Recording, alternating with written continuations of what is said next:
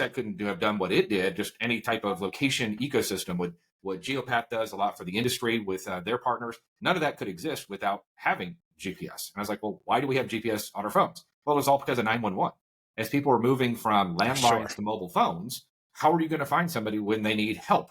I don't think anyone really ever stopped to think about that. Because the landline was registered to your home address, right? And it was physically wired. So you call 911 and you couldn't speak, or were having a life event or a safety event, you couldn't actually speak or communicate clearly.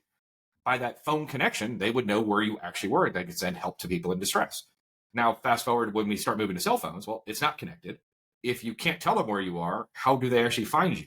So the FCC mandated back in the early 90s, and it actually rolled out in 1999, that cell phone manufacturers, the cell phone operating systems, and the cell phone providers themselves all had to come together to support putting GPS receiver capabilities on a cell phone.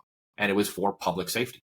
And we just kind of took it for granted. And then once that capability was there, then you started to see a lot of new innovation started coming out. You started getting, mapping capabilities on your phone and GPS navigation, which most people just think of as that was always there. Well, it wasn't always there.